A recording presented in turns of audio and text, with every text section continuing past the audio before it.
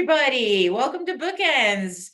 BookEnds is made possible by the voters of Minnesota through a grant to the Wadena County Historical Society from the Five Wings Arts Council, thanks to a legislative appropriation from the Arts and Cultural Heritage Fund. Next month's BookEnds will be held Saturday, July 13th, 2024 in Wadena at 11:30 a.m. and will feature comic writer Eric Dregney and his book In Cod We Trust. This month, Jay Grammond will show his book of photos called Fading Ads of the Twin Cities. If you have questions for today's author, feel free to put a message in chat. BookEnds Online Edition is produced this month by Travel and Storyseller. Like other BookEnds, this program will be recorded and made available on YouTube. Now let's welcome Jay Grammond. Welcome. Thank you. Thank you, and again, also welcome to Fading Ads of the Twin Cities. Thanks to you on Zoom and all of you in the audience here. It's great to see everybody here.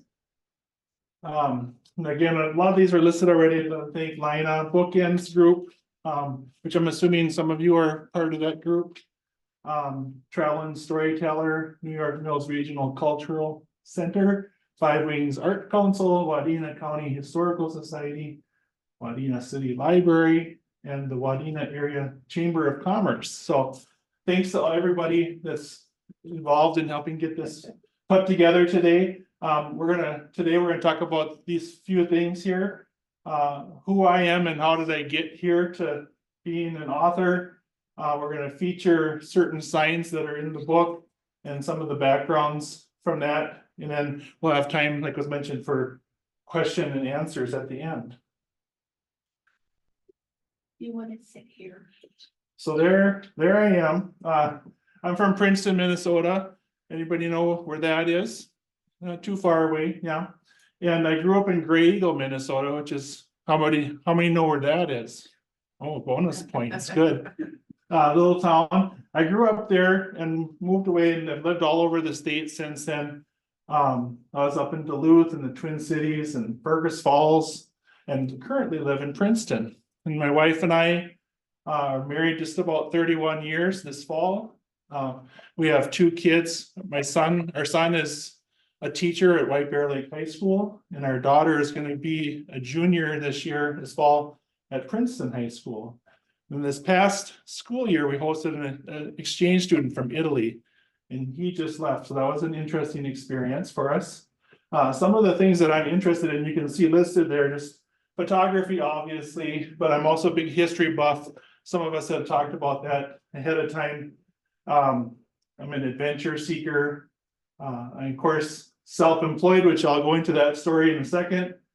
And a first-time author. Are there any authors in the audience right now that are people that would like to be an author? Good, awesome, okay.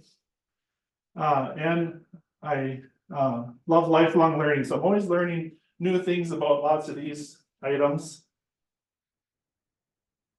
All right, so I started photography way back in high school, and I worked in a little small town grocery store in Gray Eagle, saved up my money and bought not this brand, but that's not my camera photo shown there, but the Canon AE1 manual film camera was my first camera, and I bought a couple of lenses to go with it, and then I was off to the races. I was self-taught. I didn't go to any classes until, well, in high school, there was a class that got offered eventually, but mostly I read how-to books and how to do it.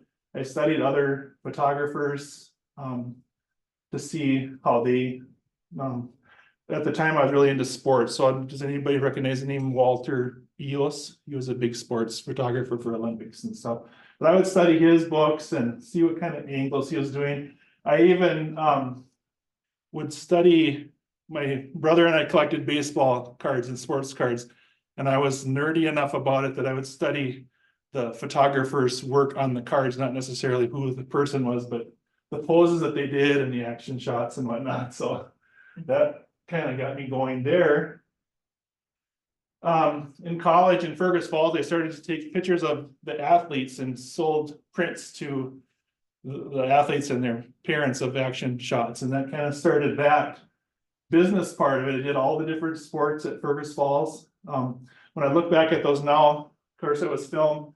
You have to wait to see what you got, but now I kind of like, that's not so great compared to now, but as things went on, I started to do more and more landscape. A lot around Minnesota, but also in North Dakota and South Dakota, stuff like this. I love just rural scenery, grain elevators, abandoned farm places, machinery, old cars, all that kind of stuff. So the grain elevator in town here caught my eye, so I'm gonna photograph that on my way out because it has a sign on it that's barely readable, but I'm gonna get it because it looks like it's about to be torn down, so I'm gonna get that one. But I had an office job where I worked in community education for 19 years, so lifelong learning. 4 years in Hopkins and Elk River area for 15 years.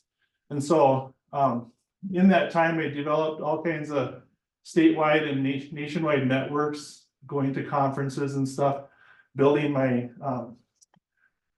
my connections.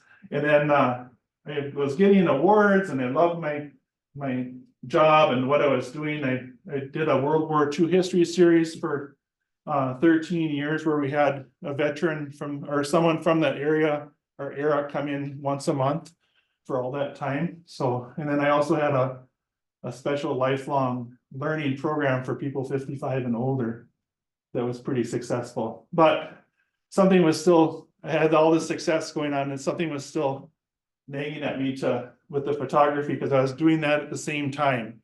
And I got so busy with that I had to kind of, I did that for 34 years, a long side hustle. But I knew it was time to take it. If I wanted to make a go of it, I was probably close to 50 at that time when I started really thinking about making this change. And I thought, okay, I'm fairly close to retirement or closer than I was previously. And so I'm gonna make the move, I better do it now. So I took 4 years of working, doing photography and ramping that up in my community ed work at the same time. So I was real busy because it was like having 2 full-time jobs. And so, but I read books about making a leap of faith and interviewed people that had done it and made mid-career pivots. I crunched the numbers to make my plan for my departure. I ran it past my most important stockholder, who was my wife, because I was 50. Well, I was going to be lower 50s at the time when I was going to do it. And then I also even talked to my parents because this was a huge life-changing thing. I had a great, successful job, and I was gonna become a full-time photographer. And so I put my notice in in December of 2019. My last day of work was January 3rd of 2020. And so by those pictures, does anybody recognize those kind of scenes from 2020 or what those might be? The picture on the left is the empty spot where toilet paper is supposed to be at Walmart. And this one was water, empty shelves, signs, don't take more than you need, kind of stuff. So my plan, I had this great plan and it really quickly went flat. And so I had to do a pivot to my recent pivot and try something totally new. And so here I was, 50, 51, 52 years old. I had just left my job. We had this big plan and COVID hit, couldn't do any photography. I had even got my teaching license so I could substitute teach to supplement the photography at the start. And even that, like on a Friday, March 13th that year, that was, okay, we're sending the laptops home with the kids and we're not sure when they're coming back. And at that time, I never even had heard of, I don't know if I wasn't listening to the news or what, but I'm not sure when we're coming back. So that was, then everything kind of shut down for me. And so I love to read. And so I went on Amazon and found, I had this, I'd heard about ghost signs and I'd been fascinated about an article that I read once about how they did Coca-Cola signs and the lettering had to be just right and all the rules and stuff. And so anyway, I thought, well, I'll find out some more about that, and so I ordered a book that was, the History Press out of South Carolina does a series of books like this one. They have fading ads of Cincinnati, Milwaukee, Chicago, Detroit, all these different places. So I randomly picked one and read it and I really enjoyed it. And so then I started thinking, I wonder if they have a Twin Cities one, that'd be fun to read. So I looked on their list and they didn't have one. So I'm always thinking of what my next thing is. And so I told my wife, well, maybe if they don't have one, I should ask them if they do, if they want to create one. And so I contacted them, and it just so happens that they said, yeah, we've been wanting to do that book, but we didn't know who would do it. So the timing was perfect to ask them about it. I sent them some samples. They approved that, and so I ended up creating what we're here talking about today is this fading ads of the Twin Cities, which is all Minneapolis and St. Paul. And it's probably about 150 or so photos and all the more in-depth stories about most of them than what I'll be able to get to today, because it would take several hours to go through this. But so anyway, this theme of why not now kept popping up in some of my pictures. It was a slogan from Gold Medal Flower. The first part of it was called "Eventually, Why Not Now." Does anybody remember that slogan at all? Anyway, it's a little bit odd, but apparently it was really popular at the time to where other companies were kind of using that phrase.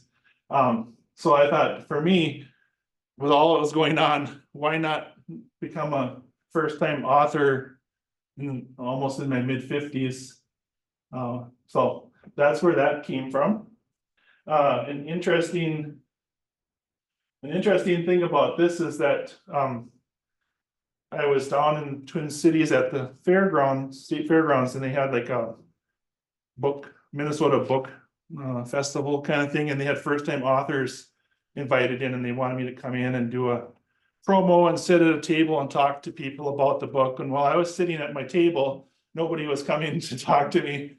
So I was like, okay, well, I'm here. And so this woman and her elderly mother came and sat down, like, oh, good, someone's coming here to talk to me. But it turned out that mom just needed a rest.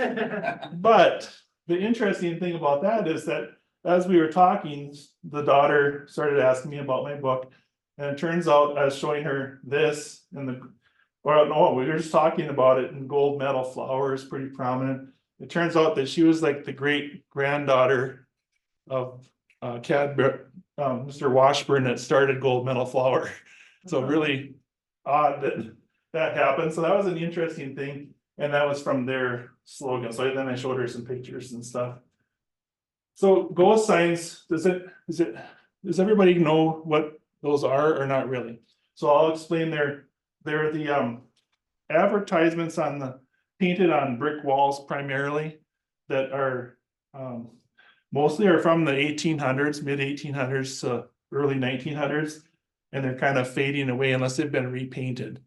And so that's what those are. They're just called ghost signs because they're fading away, and you can't usually see them very well. So we'll see a variety of signs that have been redone, so you can see them really well, but also some that you can read them, and some that you can see there's a sign there, but you can't really read what it says. I'll show all those things.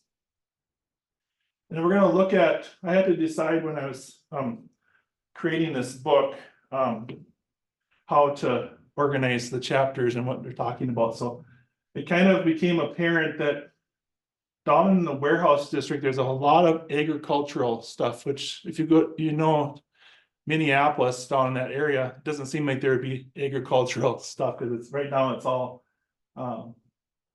bars and restaurants and fancy stores and stuff. But there's all kinds of signs down there with tractors and plows and all that kind of stuff. So I'll get into that in a little bit, but we start with agriculture because this goes back to the mid 1800s when Minneapolis was basically the edge of the frontier, and so shipping came up that far and then went out on rails and stuff, and how that built into, we start bringing all this stuff in. We need warehouses to hold all the dry goods and all the farming equipment that was being shipped out into the countryside. And then they needed parts, so then the development of hardwares and more people coming to work meant hotels and grocery stores. So it all, one thing kind of led to another, so I figured out that kind of storyline and put those in that kind of order. So department, transportation, then at the end we have soft drinks, beer, arts and music, and then some other miscellaneous things. So since you're a book group, I give you a little behind the scenes of how I planned that thing out. So one thing led to another. I was fortunate that there was a guy many years ago that was interested in this, and he created a Google map of where some of the ghost signs in Minneapolis and St. Paul are. And so that I would look at that and pick out maybe 8 or 10 in an area and figure out exactly where I wanted to park. Because I was a little bit nervous about going down into Minneapolis, and I didn't need, in the end, I didn't need to be, I was always safe, but started having head games about that it might be dangerous. So this was in 2020. There was a lot of unrest at that time and people were gone. There was no one downtown basically except people that live there because of pandemic. So a lot of the businesses were closed. They couldn't get in if I needed to cool off or go to the bathroom or get a drink or whatever. So it was a little bit strange going down there because the streets were deserted. A lot of it was boarded up and whatever. But I would go down there, I'd pick out a certain number of signs, I'd do them and get out of town, come back down and do another. But I often then found a bunch around that he hadn't had. So I found extras too. So, but that was a really big help. We ended up having a story done after the fact here about a year ago on Maury Glover's Maury's Stories on Channel 9. He has them on Wednesday nights anyway. And he called me one time and wanted to do a story on this. And so the guy that made this map, they had tracked him down and talked to him during this interview. So that was kind of fun too. But that was my big start, was to figure out where, I knew there was a bunch in Minneapolis. I just didn't know there were so many and where they were. So we'll start with agriculture. When I first started, I didn't have it on the list, but I should mention I'm really also into architecture and just the styling of it. So, you know, the details of like the bricks over the windows and these archways and stuff. I was looking for a different ghost sign that would have been on a little building over here. But part of hunting these down is that you can't find them because they're either torn down or covered up by new construction or painted over or something. I could not find the one that I was looking for, but I was looking at this architecture and I looked up through those arches there and saw a little something up there. That's in the warehouse district. That building is the Minnesota Opera House building down in warehouse. So I saw that, I'm like, I gotta get up there, see if I can get up there on the roof. And this is pretty much my first day out. It would be really great to get on that roof and get that picture. And so this is what I gotta explain that a little bit. So it's during the pandemic, there was nobody in the building. I walk in, there's a little podium with the tablet to sign in that you're there and whatever. I kept going up elevators till I found somebody sitting in an office and explaining to him what I was doing and what I wanted to do. She made a couple of calls. Yeah, sure. And so they had to lead me through this kind of clunky, junky room with whatever they were working on stuff, maybe for the opera backdrops and stuff. And there's this little door, which you'll see in a second, that I had to get on a chair like that, and then get on a trapezoid table, you know, like you had in school or something, get up on that to step up into this half-size door that was like this high off the ground, to get up into that door and scrunch through there. And I'm not the smallest, most flexible guy, so I'm got my camera gear and crawl through that door and then jump down onto the roof about 3 or 4 feet, and then I could see this. So I was able to see this is Champion, and it says on the underneath across the door, binders, sowers, and reapers. In the 1820s, Minnesota had 19.5 million acres of prairie and 31.5 million acres of forest land. And by the late 1800s, wheat was grown on 70% of Minnesota farmland, so that's this big boom in people selling binders and reapers and things like that. This Champion Machine Company was at one time the largest producer of farming equipment in the world by the 1880s. They produced 12,000 reapers each year. Little numbers down here, I found out later, are was the street address of that place at that time. So if you recognize most of these signs, when they seem in weird places now, but back in the 1800s, people were riding horses and buggies and they were going by pretty slow or walking. And they had time to read these things, where now people drive past them, they don't even see them really. When I was down there, a lot of people didn't even know what I was talking about, or yeah, I've seen them, but they never really paid that much attention to them. So they have all this history around them of early Minnesota history that they have to notice it. So this one on the top line, it says Milwaukee Harvester Company. They made mowers, binders, and harvesters also. They also made gas engines and cream separators. So these tell you some of from the times. A lot of these signs will tell you how old this is, and they're making cream separators. That company eventually came International Harvester, and underneath it is Van Brunt Seeders and Reapers. And they were the top grain seeding machinery producer in the Midwest by 1910. And so we've got a couple of old ones there, and then you've got a newer one, not brand new, leasing studio space and stuff that's kind of wearing out too, but they painted over the older one, which is always, like, to me, is kind of frustrating, but they had to do it, I guess. We'll see that every once in a while. Now, this one is called the Advanced Thresher Emerson Newton Implement Company. This one was neat because it looks like one big building, but there's one portion of it that was built in 1900 and one in 1904. And they have these, like on the left, you can see that more permanent relief, that would be called relief or whatever you call that, a more permanent sign. But look up on the top, you can barely see their sign, the ghost sign up here, Implement Company. So there's sometimes both. Now this one, the Minneapolis Seed Company, luckily has avoided the graffiti just by inches there. And this was a subsidiary of Cargill. It was called the Terminal Elevator. This one is one of the newer ones dating back to 1930. But there's a couple of cases where I'm hoping that whoever was spray painting was conscious enough that they decided not to, or they just couldn't reach that high or what, but it stops right at the border, and there's another one coming up like that too. So one of the really unique ones I found is this one on the left. It's called the Ideal. So across the top it says the Ideal, and then Broom and Brush Factory. So they worked around it. It wasn't much wider than that one little window sill up there. And I haven't been able to find out any history on that, and I've researched other people that have tried to figure it out, haven't been able to figure it out, but they were making brooms and brushes. So that was a really neat one to find in a unique, oddly shaped building as well. Now this one, this is sandwiched in these two buildings back in an alleyway, but it talks about carriages and harnesses, a harness factory that time. So you could tell that was a lot of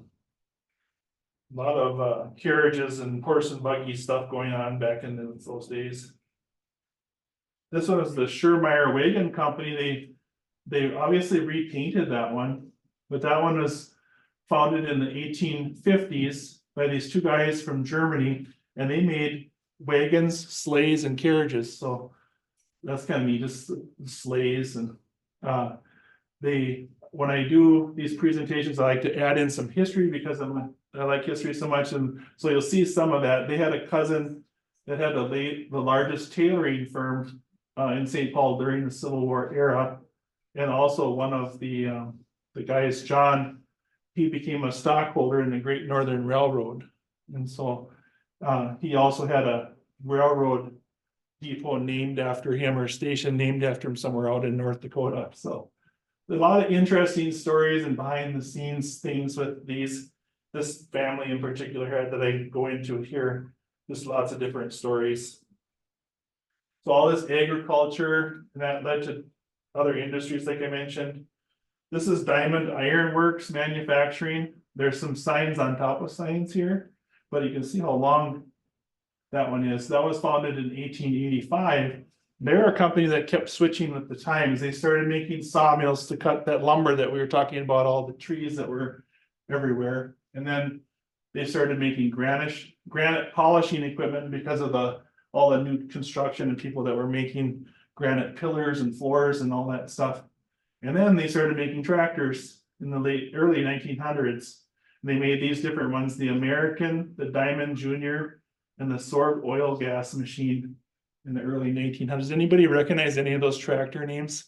I always ask and nobody, I gotta maybe look that up and find some pictures, but I'm hoping that someday somebody will recognize that, oh, my grandpa had one of those or something. But so they went through all these different, they were following the industries as they grew back in those days. Crane and Ordway, the sign on the right here. You'll recognize the name Ordway. Crane is over on the left side. They made manufactured valves and fittings for steam engines. Now, this guy, Lucius Ordway, he made an investment in a new company called Minnesota Mining and Manufacturing. You might recognize that today as 3M.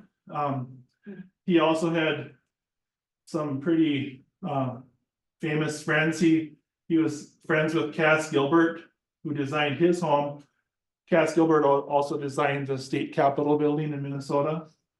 And he built the St. Paul Hotel in 1910. And then the Ordway Center, which we know today, he didn't build that, but his family built that in honor of him after the fact, after he was gone. So, but that has to do with this Lucius Ordway. And then another history tidbit, his uncle, Don Pond Ordway, was a well-known composer and publisher of music during the Civil War. So he had a lot of ties. Carpentry, storage, and hardware. This one is Bardwell Robinson and Company. This was started by a Civil War veteran from the 2nd Minnesota after he came back from the Civil War. Started this business. They made high-grade interior finishes for all this new construction of houses and businesses that were going up. That building is now a place that his business is, I forget what they call it. They have people that when houses are torn down and they salvage the doorknobs and all the mansions and stuff. That's that place, and it's really cool to walk around in there to see the interesting collection of things that they have. But the guy stood there and talked to me about the business quite a bit, so it was neat. That's in North Minneapolis. Here's an interesting one, the Northwestern Casket Company. So they made everything funerary that you could need. That if you remember seeing pictures of the funerals with the horse-drawn carriage with glass, and so they would make those, and clothing and the caskets themselves. There was a railroad that went behind there that they would make their orders and send out coffins to the funeral home directors around the state that had those.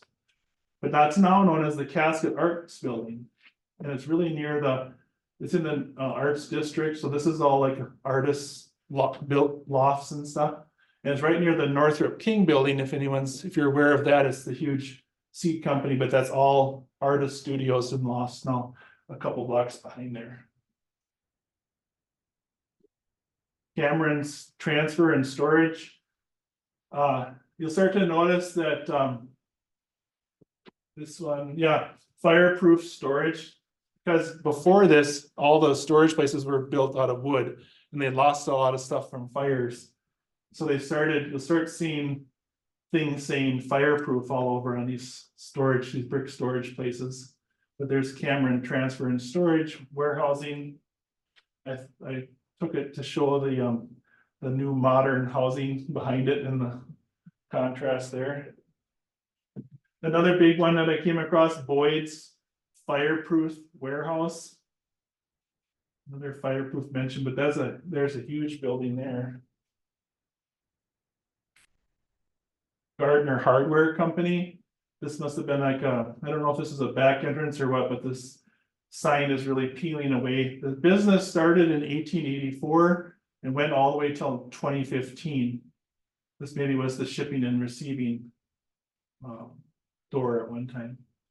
That wasn't their original location, but that's the sign that I found. Another one was William Sims Our Own Hardware from 1887.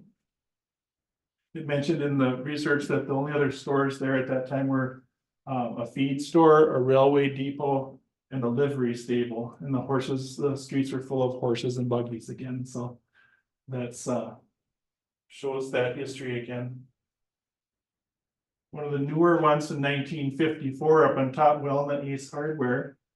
That was a family business that started in a different building and was eventually around for 100 years. Then I started to notice these other ones too. This was built in 1902 and they've got the different kind of signage here, but they also have the ghost signs there. Some of these we were talking earlier about taking photos in potentially dangerous places, and this was kind of one of those where I didn't stay too long. I just found my spot, drove back and forth a couple of times and got out and headed out of Dodge. But there's a couple of those places, but not too many. Hotels and banking and office buildings. With everybody coming to the area to start working, they build places like this called the Continental Hotel. Built at the turn of the century, and you can see that it's been freshly painted and stuff. This was a housing for middle-class workers that had private bathrooms, Murphy beds, and electric appliances. That was their features. But now it's used to house formerly homeless residents, and they receive services and training there. So that was a neat one to see. There's a one right behind Target Center. Clean, comfortable rooms, $14 a week. That'd be a nice rate for today, huh? Also, fireproof, but I think this maybe had a problem here. I think that's replaced. That corner must have collapsed or something because some of the sign is missing too. But so that's tucked in there. You can see Target Field and Target Center there. Another one right next door was the one on the left. I think it says tourist hotel. There's some other sign underneath it, but little differently shaped building and right down there by Target Center. Then I was walking along and this one is tucked in what's now an alleyway that's right along the edge. It would be easy to miss it. But that one was called the College Inn Hotel. It's got the College Inn going this way and hotel going down. So there's a couple of businesses like this one on the left that have an interesting kind of legacy that if you look at this was in an alley, and this was a Northwestern National Bank from 1872. Really cool, rustic, but it doesn't look like your typical bank entrance of today. But that became Northwestern Bank Corporation in 1929. Then Norwest Corp, and that we now know as Wells Fargo, 1998. So that one had an interesting lineage. There's another company coming up like that in department stores. This one was different in that it's on the diamond shape like that. It was a John Bloomquist Full Service Real Estate advertisement from 1923. And I like the colors and whatnot on that one too. But again, this was just in an alleyway that you wouldn't see just driving around. The one on the left is the Produce Exchange Bank. That was started by an Italian woman in 1915 to give loans to Italian immigrants to help start businesses and build homes and businesses and stuff like that. And then this one on the right is considered a lot of these buildings are, but this one's on the National Register of Historic Places and it's in the Art Deco style. It wasn't one of the first office buildings. It's called Minnesota Building. That one was really tricky to get at because there wasn't a great angle and I had to shoot. There was no cars coming. I had to shoot from my car. I had to stop and look back up through the thing to get there because there's these trees and stuff all over. It was really hard to get an angle on that one. So flower industry with grocery stores, department stores. Of course, gold medal flour, like I mentioned, earlier. Not necessarily a ghost sign, but advertising. I had to put that one in there. Here's a gold medal ghost sign. This is one where, this is where that slogan comes in. Can't see it really well, but in cursive here it says eventually. And then down here in a different font, why not now? And there was something else up here that I can't make out, but it's a gold medal flower. That was a particular area too where I got the picture. And then a big pickup truck started gassing it, like trying to scare me, or like he was gonna run me down or something, so I had to scoot it. Because I had to shoot that one from the street a little bit, but I got that shot anyway. But again, painting down here just below the border of things, so that was nice. There's a really great one for an old grocery store called Shane's Home Grocery. And there's that, you can see the sign better eventually. And then here's that one I showed at the beginning. Why not now? Thomas Cusack Company. But that one had a lot going on. There's some other words up there underneath eventually that were fading out, but a really neat building. Oftentimes they have the store down below. It's a two-story buildings, and the family most likely lived upstairs above that stuff. There's the Pillsbury warehouse there, Pillsbury A from 1869. And a lot of history, and I went into more in the book about the two flour companies, and there was a lot of disaster that went on because the flour was so volatile, and explosions and things like that. But this one was interesting. I was getting this JB Rappin Company, was like maybe a little grocery store here. There was a couple instances where I didn't see a sign or something in the sign until I was looking at it in my computer at home. So here there's something about Staples or something, but doesn't show up really well here. But this word right here says Pillsbury. That's one I didn't notice when I took the picture. I was so focused on that grocery store. There was a Pillsbury ad right behind that bush. So I could see it once I got it on the computer. But a really big one down by the old Metrodome area, Sarasota from 1908, different kind of flower. And then even another different one, which I was really surprised to see this. This was called the White's flower. It was made in Moorhead, Minnesota. But they had this whole sign, and well, there's a meat market ad. They had several things going on. Meat market, the White's flower, and there was another sign like this on the other side, and another little sign in front. Now, here's another thing that I didn't see at first when I was first shooting this until I put it on my computer, is that there's no, I'm just noticing something else for the first time. That's the cool thing about shooting these, is that you keep looking at them. And my wife teases me because I look at brick walls and I said, is there a sign there? She's, no, it can't be. And I'm like, I think there's something there, but sometimes my mind makes it up. But look right here, and now what I'm just noticing right now is this. There are pop ads there. This was like a 7-Up. You can see it better in the book, but this is like a 7-Up logo. And there was a, see if I can see it on here better. Oh yeah, the top bottle goes way up to here, and the cap is up to here. But there's something here too with some kind of pop bottle. You can see it a lot better there. But it's so neat to kind of discover that stuff. But so there's a 7-Up, at least 7-Up, and maybe something else there. I'll have to go back and take a closer look at that one. Cremette Company, you're all probably familiar with that. They have a more modern looking sign, but they also have their ghost sign up on the side. Now, this was actually, does anyone realize that that company was started right here in Minneapolis in Minnesota? In 1896, this guy, John Williams, took out a $100 loan to start a grocery store, and he developed this quick cooking elbow macaroni. Well, first was called Mother's Macaroni. And that, you remember the picture, I don't think it's on anymore. Recently they changed it, but there's a girl's head, or a headshot of a girl up at the top of the logo. That was their daughter, Peg. That was featured on there, but that was right down in Minneapolis.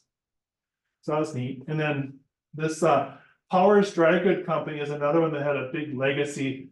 Started in 1873. They started having these dry goods was a huge industry, but they started developing into department stores where they had different businesses within the same building, but they weren't owned by the building itself at first. But this one in particular was acquired by Donaldson's, then Carson, Peary, Scott, Dayton Hudson, Mervyn's, Marshall Fields, and so on. So it started out as Powers Dry Good Company.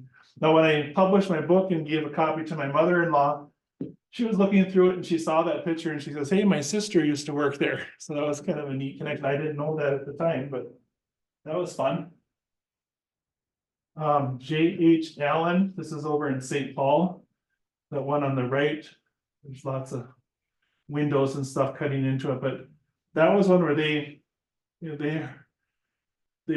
were having trouble with their business, I think during wartime, and so they broke it up into multiple business, which has started the whole department store idea. One of those stores was Pearson Candy, which you might recognize. So that one's there. And then this one was interesting, very regional type names here. Foley Brothers, they started as a railroad contracting company making rails and stuff like that. And they did a huge pivot.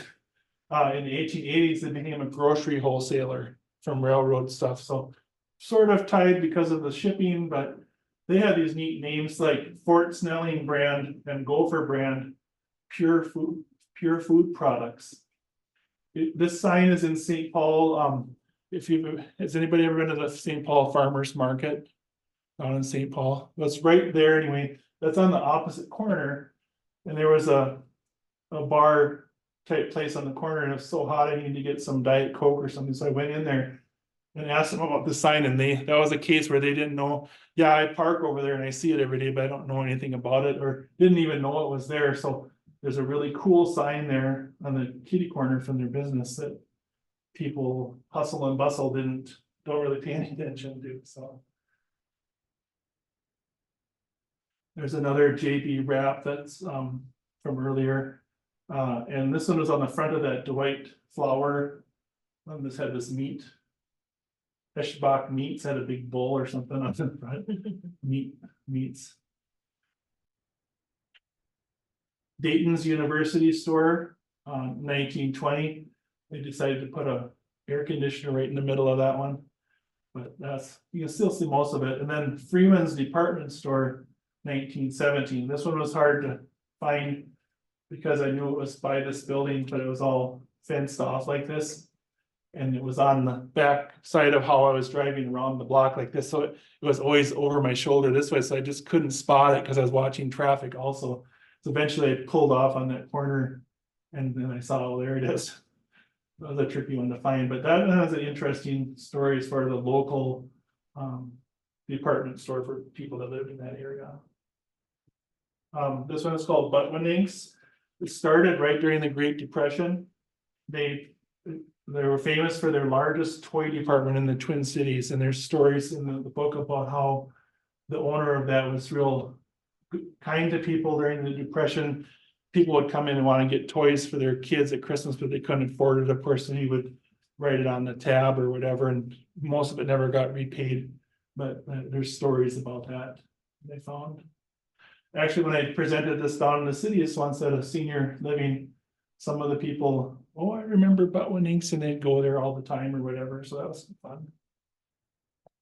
Nate's Clothing, that one's on wood or something, but it's still looking pretty old. That's from 1916.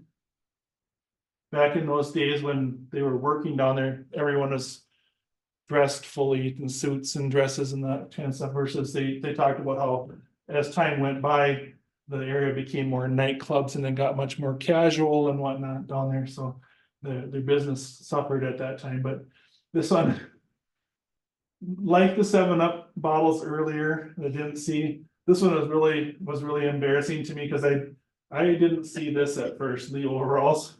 I was looking for this specific warehouse thing that's up across here, and I was so focused on trying to see what it read that it seems weird now, but because it just jumps out at you. But there's a Lee overalls from 1912. So that was really a nice one to find. That's right down by Target Field, I think it's like right over here. down in that area. You have to kind of go back some back streets and stuff to get back in there. You have to really look, I learned that I have to look on all sides of the building to find the different signs that they have, like this one at the North Star blankets, woolen mills from 1864. There was a big warehouse area and back underneath the decks, it's now apartments. There's that one kind of one across there where their loading doors would have been. But this tower that's down there, there's ghost signs on all these different squares. And there's really cool stories about that company that they provided wool blankets for various wars, especially World War II for the soldiers. They provided blankets on the old Great Northern passenger cars and things like that. So tied to a lot of history down there. So it's not some automotive and music and art type things. This one is a reliable auto body. And I don't know too much about that one, but I just love the look of it with the thick glass windows and bluish colors and stuff. And then there's another little sign down here that says post no bills. So they must have been having trouble with people putting advertisements on their wall or something, but I just like the look of that one in general. This one over by McAllister is McAllister bicycles and service. It seems old, but I read some of these, they're talking about skateboards or skates, motorbikes, lawnmower service. They have a lot going on here. Parts and accessories. Which is now that place, now I think is a nail shop, it might, or a fitness place. It might be something different by now too. This one you might recognize down in Minneapolis, the Schmidt Music Wall. I'm not gonna try and pronounce that, but if anyone here speaks French, you can say it for us. But it was made by a French composer, Maurice Ravel. And the idea at the time, the boss at that Schmidt Music wanted to attract attention. So he had one of the workers come up with a piece of sheet music that looked really exciting. And so that's what she found that. And I think it's gone through different variations because I've seen pictures like with Prince in front of it or something where the notes seem bigger, but it might be the same music, but just different sizes. So I need to, if you haven't seen it, it's an entire huge 4 or 5 story building. The whole side of it is sheet music. Schmidt Music, they're not there anymore now. And I don't know about this one, it was the all violin shop right next to Orchestra Hall, and WCCO was right here. Orchestra Hall was back a block or so. But this person was famous for fixing stringed instruments. So people would come, professional musicians would come to Orchestra Hall and have their violins and cellos and whatnot fixed with this person. And I gave this presentation a while ago, and somebody thought that maybe that building was torn down. I'm not sure if it has. I haven't been back in there, but anyway, really cool looking building. Being a photographer, I had to, a friend of mine had told me about this one, Midwest Photo Service, color black and white film processing. So someday when some kid is looking at this book, what was film? But so I had to document that one. Still look pretty good with the colors and stuff. And then this one down in University area, Annie's Parlor, had all kinds of different art frame shops and art materials and neon signs and the whole works. Okay, this one was really interesting. Handicraft Guild wasn't necessarily a ghost sign, but I wanted to document it anyway, because there was this kind of sign that looks like it's painted on, but there was one that was like etched into the cement as well. But it was started, Minneapolis Society for Fine Arts in 1883. They realized that people needed to learn more about crafts, and so 11 women in 1904 started this guild that offered classes and workshops for artists. And it got so successful that they built a larger building, which I think is this building, that had more performance space and studios and whatnot. Now that got so popular, 14 years later, that it was absorbed into the art education department at the University of Minnesota. So I didn't get to get inside there, but it would be kind of neat to see if it's still original anyway. Also, that one was designated as an individual landmark by the Minneapolis Heritage Preservation Commission. There's a couple of examples and stories in the book too about sometimes, I didn't always notice it at first, but the painter's company anyway would sign their names on it. So A1 Lindbergh signs, and then Thomas Cusack. Also, I'll show that one a little bit. That first shot of the opera building, they also, the guy was taking me and goes, "Oh, I got to show you something else." On the other wall, which was now inside their building, had a warehouse, which maybe is one of the next pictures. Warehouse go sign inside their building. That one had a name on it, but I didn't notice it at the time. So we'll see if that one shows up or not. This is probably the very first picture I took heading into North Minneapolis, right off I-94 and Broadway. You may recognize this Coca-Cola sign, and Bar Brava is like a wine bar, and they've got a restaurant in there now too. And I could tell this one, the slogan is from the 70s, even though the sign looks older, because I learned that it says it's the real thing. You can tell by the slogan on the Coke ads what period it comes from, because it changes over time. So this one was from the 70s. It seemed to me like it should have been older, but it wasn't. There's a neat 7-Up sign on the left. That one I wanted to get closer to. It used to be a big parking lot in front of it, but it's all fenced off, and you can see the blue edge. There's a new high rise or something going up. It was all fenced off and cement trucks going in and out of there. So I had to shoot with my zoom from across the street to get that 7-Up bottle. Since then, just recently, and I forgot to add it in here, but I found someone showed on Facebook, like a historical Minneapolis group or something. They had a picture of what that right-hand side looked like, what that ad was. So I got to add that in sometime, but I have watched for those things too. I signed up for Minneapolis and St. Paul history things, because oftentimes they'll show photos from archives that'll show ghost signs. I can go find if they're still there, or in this case, see what it actually looked like, which we'll see in a minute. I did do that for the brewery sign. This Orange Crush sign was just recently repainted, as you can see, but that's how it originally looked for Orange Crush, Lemon Crush, and Lime Crush. Sometimes I would run into, there was guys working back here putting in windows, and the manager or whatever came over and asked me what I was doing. That happened to me quite often. That was like I was staking out their place or something. I was getting the right angle and taking pictures of their stuff, and I always did it from sidewalks or streets. But once I explained it, a lot of them, when I would say ghost sign, they automatically thought ghosts, like scary ghosts, kind of like. So then I got to have a teachable moment and tell them what I was really, what they really are. This one was really interesting to me.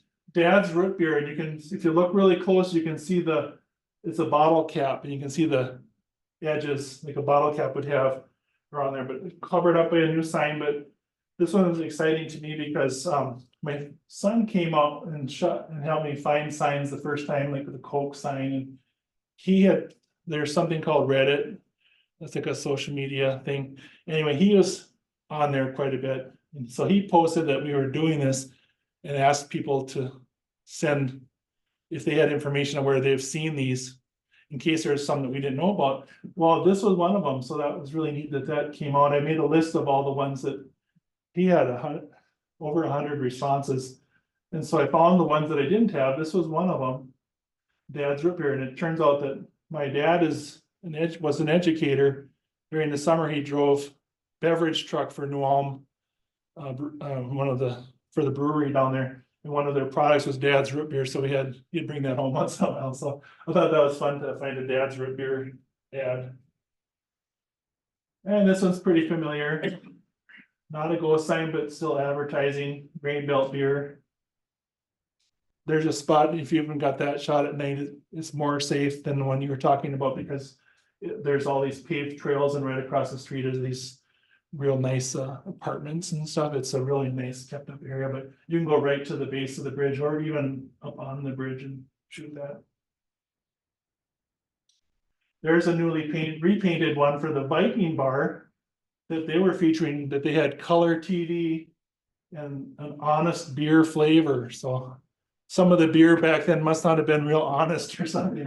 Honest beer flavor from perfect brewing water, grain belt and color TV. So that was a neat one. They also had a really crusty grain belt one on the back wall too. Here's what I was talking about, that example of, this is the grain belt brewery. You can take tours and stuff. This is what it looks like now. There's that ad, and there's another big one on that side of it.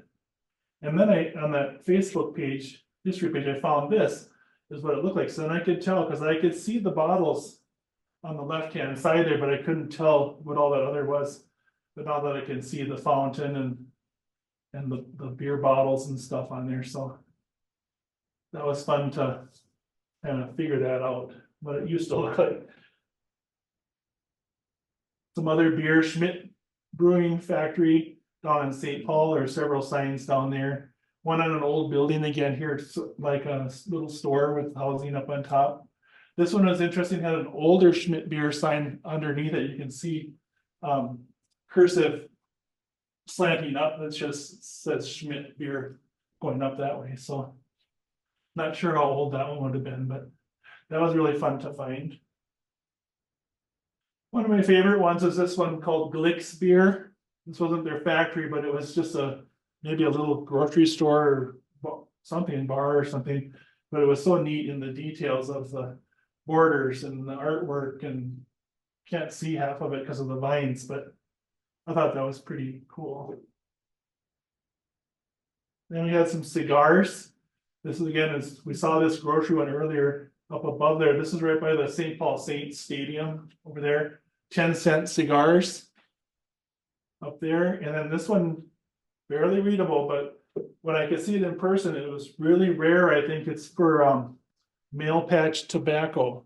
I haven't seen one like that anywhere else, except they're usually, when I've seen them, they're on barns, like out in Pennsylvania or something like that, male pouch tobacco. But that's what that was. And this was a really tricky one. Busy intersection in an alley, a narrow alley with all these power cords and stuff all over. But that's the best angle I could get of it to try and make it readable. So now we'll just go through some of the ones that say almost gone but not forgotten, because I wanted to put these in there for in the future. If someone is researching these or looking at them, if these happen to be gone, they can see at least what they look like. And this was published in February. I got these on February 22nd of 22, so it's easy for me to remember. It's all twos, but so that's what these look like between 20 and 22. This looks like some sort of, all I can see is like apostrophe S place, like somebody's place, probably a cafe or something. That one did get painted on down by the Capitol. This one is this is the US Bank Stadium right here. If you've ever went to the old, I used to go to the Twins game at the Metrodome. We'd park back by when the grain elevators were there because it was much cheaper, and walk a few blocks. We'd go right by this building, but I never paid attention at that time to what it might have said. So now I'm kicking myself, but it's a really cool, I always admired the building because they kept it up real nice and they had some cool patio and garden and whatnot, but a huge ghost sign there, but I don't know what it says. I can kind of make out some letters, but not enough to read what it says. There's another one. This one I think I've seen a picture of this one. It's got a lot going on. It's some sort of beverage ad, but there's words here and lots of colors going on, and I forget what that was for, but I wanted to get pictures of these anyway, just because they're gonna probably be gone pretty soon. Like now, this one was the last one I shot. Was I think that might have been, couldn't really read it. Somebody told me that area of St. Paul by the Schmidt Brewery was known as Furniture Row or something like that, because there were so many furniture stores down there. So it could have been that, I don't know, but they had that same size sign on both sides of the building there. So so that's what I have for today. Does anybody have any questions or comments? Or When you're doing the pictures and stuff, do you do a lot of stuff in post-production? Cause I mean, like you, I started on a film camera, so I got used to taking pictures in the camera, like Yeah, not Like- too much, just maybe tweak the exposure a little bit so the Sky. sky doesn't get washed out or something like that. Sometimes I would try to see if I could move the sliders in Lightroom to see if I could pull out what it says on the sign better because of the different colors, but it didn't always work really well, but sometimes it helps. But for the most part, I just did very basic tweaks to it. Okay. What were the signs painted with? It was usually like a lead-based paint, and I think that's why they last so long. These have been around since the 1800s, so that's for the most part, they were painted with that, but and it withstood all the rain and weather from over the years. But nowadays, of course, they wouldn't use that. The bricks were different colors too. Or is Well, that it just could be, painted sometimes that they're a way? little bit different shades, even like in that one, you can see darker and lighter colors, but the actual signs was just paint on the bricks. Okay.